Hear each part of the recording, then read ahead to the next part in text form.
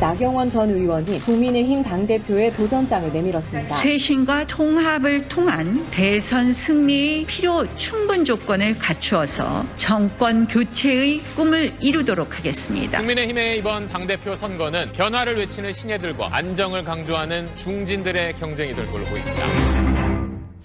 예, 한미 정상회담 관련된 인터뷰들은 저희가 집중적으로 2부에 준비를 좀 하고 있고요. 일단 1부에서는 나경원 전 의원을 만나봅니다. 국민의힘 전당대회 대진표가 완성이 됐죠. 총 8명 후보가 나왔는데 두 가지 점에서 흥미롭습니다. 우선 원내가 아닌 원외 2명, 나경원 전 의원과 이준석 전 최고위원이 여론조사에서 1, 2위를 다투고 있다는 점, 요거 흥미롭고요. 또 하나는 세대 간 신구 대결 구도가 나타나고 있다는 점, 이것 또한 흥미롭습니다. 자, 오랜 고심 끝에 출마를 결심한 국민의힘 나경원 전 원내대표 오늘 만나보죠. 어서 오십시오. 네, 안녕하세요. 반갑습니다. 와, 고민을 오래 하셨어요. 네, 오래 했습니다. 왜 오래 하셨고 끝에 결정은 어떻게 하게 되셨습니까? 뭐 사실 정치인이 정치 행보를 너무 가볍게 하면 안 좋다 생각하고 웬만하면 안 나서려고 했습니다. 이 지난번 시장 경선도 했기 때문에 또 다시 경선에 나간다는 게 굉장히 부담스러웠는데요. 당이 산으로 갈까 봐 나왔습니다. 아, 당이 산으로 갈까 봐? 네. 아니, 지금 굉장히 많은 후보들이 나와서 당을 잘 이끌고 가겠다 하고 있는데 왜 산으로 갈까 걱정되셨어요? 정말 중요한 때죠. 내년에 정권 교체 꼭 해야 됩니다. 그런데 그것을 하려면 여러 가지 필요한 덕목들이 있을 텐데 이런 부분에 있어서 제가 많이 부족하지만 지금 현재 나온 후보들로는 좀 어렵지 않겠느냐. 그래서 당이 산으로 갈 것 같아서 나왔습니다. 아, 그러니까 지금 뭐 어느 정당이든 정권을 가져오는 게 최고 목표고 국민의힘 입장에선 정권 교체가 최고 목표인데 후보들 몇 면을 보니 산으로 가겠구나 싶었어요. 네, 그렇습니다. 지금 사실 정권 교체에서 가장 중요한 거는 우리 당은 당내에만 후보가 있지 않고 밖에도 많이 있습니다. 그래서 그 후보들 다 데리고 와야 되고 그 후보들 데리고 오려면 정말 공정한 경선 관리가 되어야 되죠. 그래서 공정한 경선 관리를 하는 데 있어서 좀 쉽지 않은 부분이 있겠다 하는 생각을 했고요. 또 한쪽으로는 당의 변화를 이끄는 데 있어서도 이 확장성 문제에 있어서도 문제가 있지 않느냐. 그래서 출마했습니다. 그러면은 바로 신진들 얘기를 좀 하게 되는데요. 네. 사실은 이번에 돌풍을 일으키고 있는 사람은 이준석 전 최고위원. 네, 그렇죠. 어제 나온 여론조사 보셨어요? 네, 봤습니다. 네, 계속 엎치락 뒤치락 하다가 어제 나온 여론조사 그 쿠키뉴스 의뢰로 한길 리서치에서 한 조사 같은 경우에는 이준석 1위, 나경원 2위인데 두 분의 표차가 굉장히 크게 나왔죠. 크게 났습니다. 네. 뭐 어쨌든 이렇게 국민들께서는 이렇게 새로운 신진 이렇게 하니까 보기 좋게 보시는 것 같은 부분이 있겠죠. 네. 근데 보기 좋게만 보이지 실제로 그렇게 좋진 않습니까? 이게 이제 사실은 공조직이 받쳐주는 어떤 후보의 자리가 아니라 이번 당대표는 사실은 멋지고 예쁜 스포츠카를 끌고 갈 수 있는 자리가 아니라요. 정말 짐을 잔뜩 실은 화물 트럭을 끌고 좁은 골목길을 가야 되거든요. 그래서 사실은 굉장히 어려운 일이기 때문에 그래서 이게 보기 좋은 것하고 이제 일을 잘하는 부분에 있어서의 이제 판단들을 이제 하실 거라고 생각을 하고요. 어쨌든 그러나 우리 당이 이렇게 막 변하는 모습을 보여주는 부분은 굉장히 좋다 이렇게 생각을 합니다. 지금 비유가 그러니까 이렇게 빨간 스포츠카 타고 가는 것에는 어떻게 보면은 신진그룹이 더 어울릴지 몰라도 지금 화물 트럭 끌고 가는 거는 나다, 우리다, 중진이다 그 말씀이세요? 그렇죠. 지금 이제 정말 이번 대선을 가는 길은 아주 멀고도 험한 길입니다. 아시지 않습니까? 통합 문제라든지 또 밖에 있는 후보들이 우리 당을 찾아오게 하는 문제라든지. 그래서 저는 당대표가 되면 또 이런 신진들의 어떤 역동성이나 이런 분들을 전면적으로 또 배치해서 당의 변화를 이끌어가는데 그분들이 또 앞장서게 할 부분은 앞장서게 하겠다 이런 말씀 드립니다. 그 말씀은 나경원 의원이 당대표가 되시면 이준석, 김웅, 김은혜 이런 이런 신진 그룹들을 중용할 생각이 있다 그 말씀이요. 네, 우리 당엔 또 훌륭한 또 신진 그룹들도 많이 있으시더라고요. 예, 네, 중용하겠다라는 말씀. 근데 이제 신진 그룹에선 이런 얘기해요. 김은혜 의원 얼마 전에 출연하셨는데 나경원 뭐 원내대표 훌륭하시지만 재선에서 재보선 서울시장 재보선에서 패배한 지 얼마 되지 않았는데 이분이 나오시는 건 마치 당에 사람이 없어서 돌려막기 하는 것 같은 느낌을 줄 수도 있다. 이 패배한 사람들 넘어져 봐야지 일어난 줄 안다고요. 저는 이렇게 이런 실패 경험이 성공의 그런 지름길이 된다고 생각을 하고요. 그렇게 생각합니다. 예. 근데 아직은 좀 상처가 남아있지 않으세요? 얼마 안 돼가지고. 오죽하면 제가 나왔겠습니까? 제가 지금 걱정되는 것은 공정한 경선 관리를 해야지 당 외부 분들이 오는데 네. 이게 지금 이제 그러려면 당의 변화 중에 전 하나가요. 정말 이게 당과 당원이 중심이 되는 당으로 또 당을 사랑하는 분들이 중심이 되는 당으로 가야 되는데 몇몇 정치 세력에 의해서 좌지우지되거나 소위 이렇게 어떤 그런 우리 당내 아직도 고질적인 계파의 그림자 같은 것이 있어서는 안 된다고 생각을 합니다. 지금 그런 게 있습니까?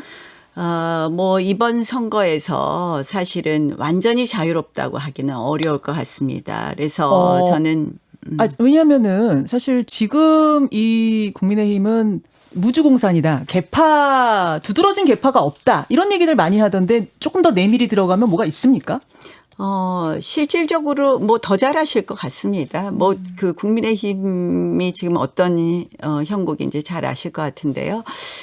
저는 사실은 지금 이제 왜 제가 이번에 공정한 경선 관리가 중요하냐 이렇게 말씀을 드리냐면 이 외부 후보들이 정말 마음 놓고 들어올 수 있는 당이 되어야 되거든요. 왔는데 또 이 특정 계파들이 당을 점령하고 있다든지 이럴 경우에는 실질적으로 오기 어려울 수 있습니다. 그래서 그런 면에서 이번 당대표 후보 중에서 저는 계파가 없는 사람으로 고생고생해서 사실 사선한 것은 잘 아실 겁니다. 그래서 이 좀 계파가 없는 사람으로서 정말 이 당을 공정한 경선으로 이끌겠다라는 점을 말씀을 드립니다. 지금 계속해서 강조하고 계시는 게 공정 경선, 대선 관리를 공정하게 하겠다는 부분을 계속 강조하고 계셔요. 그러면서 특정 계파에 쏠리는 모습이 보이면 외부 주자들이 들어올 수 없다는 말씀을 계속 강조하고 계시는데 그 특정 계파라 함이 오늘 어떤 보도 보니까 유승민계 오세훈계 이런 계파들이 이번 선거 뒤에 있다. 이런 이야기를 보도한 데가 있던데 혹시 그 부분 좀 염려하시는 걸까요? 제 입으로 말씀드리기보다는 미루어 짐작하실 거라고 생각을 하고요. 실질적으로 이제 당내에 늘 그동안 친이, 친박, 그다음에 김무성계, 유승민계 이런 식의 이렇게 계파의 변화가 와 있었는데요. 저는 이 계파로 인해서 우리 당의 어떤 당력이 낮아졌다라는 생각을 합니다. 왜냐하면 늘 공천 때가 되면 계파에 줄 서는 공천을 자꾸 하게 되고 그러다 보니 우리 계파 사람 먼저 이렇게 하다 보니 늘 문제가 되었다고 생각을 하고요. 제가 어제 이 공약 중에 하나로 이런 걸 냈습니다. 앞으로 공천 시스템을 모두 공천 회의 과정을 모두 생중계하겠다 이렇게 이야기했습니다. 공천 심사하고 이러는 걸 다. 공천 실명제도 도입하겠다고 했습니다. 그래서 실질적으로 제가 말씀드리는 것은 이렇게 정말 공정하고 계파에서 자유롭지 않고는 앞으로 대선 관리도 어려울 수 있다라는 말씀을 드리고요. 그렇습니다. 그리고 아까 근데 사실은 유승민계라고 할 만큼의 그런 큰 세력이 옛날 친박 친이에 비하면은 그런 새는 없는 거 아니에요? 지금 이제 자꾸 계파 이야기하면 저희 당내 얘기를 자꾸 하는 것 같아서 제가 좀 말이 조심스럽습니다. 알겠습니다. 알겠습니다. 그 정도까지만 하시죠. 그렇죠. 제가 나경원 제가 후보. 자꾸 말씀드리기는 좀 곤란스럽습니다. 네. 지금 대선을 치러야 하는 당대표다 보니까 대선 관련된 입장들 굉장히 중요한데요. 먼저 야권에서 가장 지지도가 높은 윤석열 전 검찰총장. 이분과는 어떻게 윈윈할 생각이세요?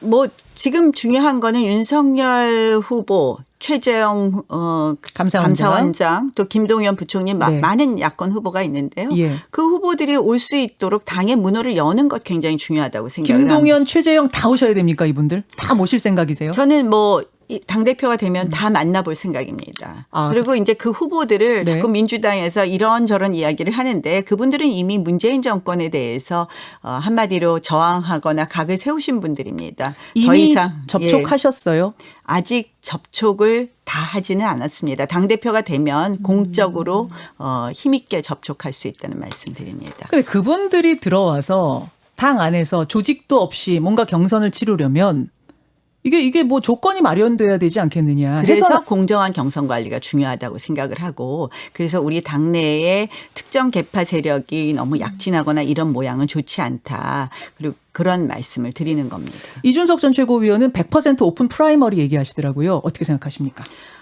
저는 뭐 그러한 부분도 나쁘지 않다고 생각을 합니다. 그런데 이제 100% 오픈 프라이머리를 어떤 형식으로 하느냐는 우리가 좀 더 생각해야 될 부분이 있다고 생각을 하고요. 어찌되었든